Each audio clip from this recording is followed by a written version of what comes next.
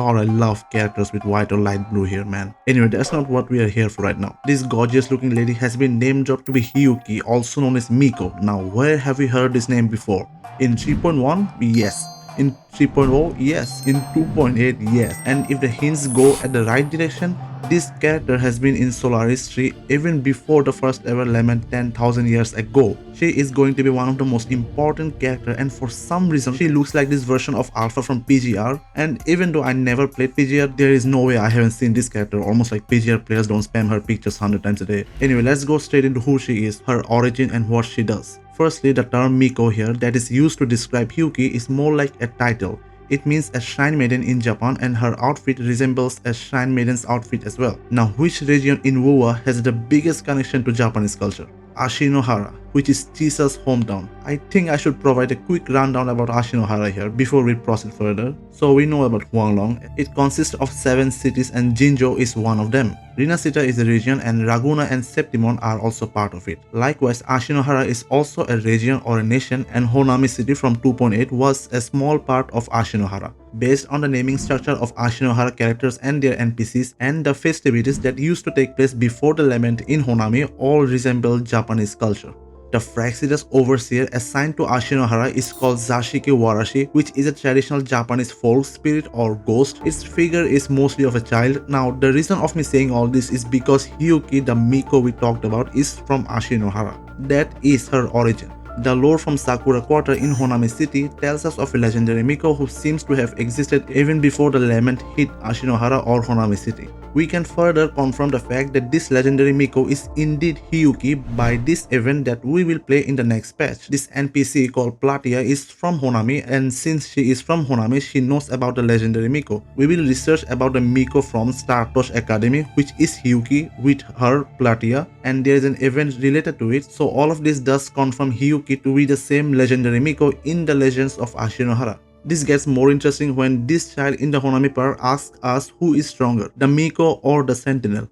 And when we reply with Miko, she expected that answer, which gives us a little bit of insight into her power. Meaning this Miko that talked about in Honami or Hiyuki is really powerful. Furthermore, she is said to have a very deep and ancient connection with the Trinodian LF1. This is where things get more interesting. The legendary Miko of Ashinohara was one of the most important figures in their society, and rumors is that she had the power to fulfill people's wishes. Also, she is someone that is supposed to basically protect the whole nation. However, the updated conversation between these two NPCs revealed that by the time Honami city was being destroyed by the lament, the Miko who was supposed to save them was nowhere to be found. Then Honami was turned into a whole tacit field in the real world devoid of life, and obviously, a lot of other places in Ashinohara was affected too. Think of it like how you have a tacit field in Jinzhou and a village nearby.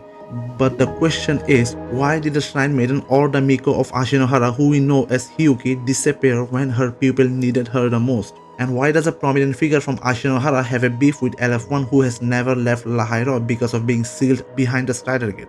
Well, this is my theory, but I believe she was somehow dragged into this region due to how Void works and how Rover was also getting dragged into it once, and she had been looking for a way to fight LF1 since then. She is also acquainted with Lucilla, and I think Lucilla gave us more hint on her power. She told Luke she knows someone that can help in opening the Strider Gate, which is huge by the way. The Space Trek Collective, the Phraaxidas are all looking for a way to open the gate, and Lucilla just casually has someone that actually knows how to open the Strider Gate. And remember how the Grand Architect revealed they want to form a bond between a girl and LF1? I doubt it's Hiyuki, and I am leaning more into Sigrika since the Phraaxidas is keeping an eye on her, but Hiyuki is definitely going to play a big role in this matter.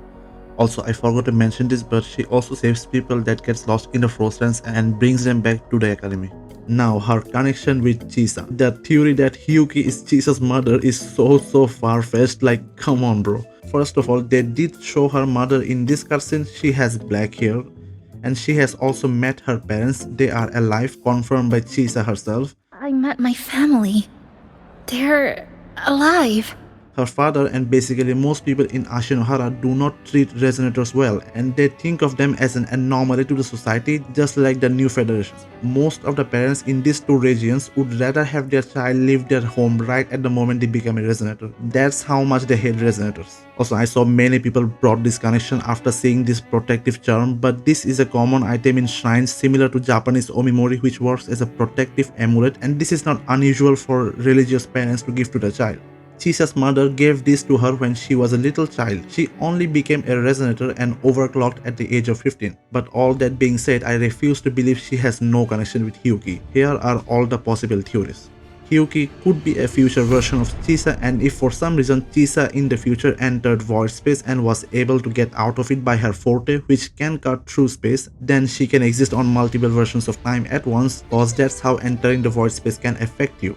One more theory is that the legendary Miko who we know as Hiyuki, who is from the same region as Chisa, Ashinohara, might just be some distant relative to her bloodline, which is why they kinda look similar. But all of these are still half-baked theories in my opinion, and I really want more info on Hiyuki. Like, god, she's so badass, look at that walk.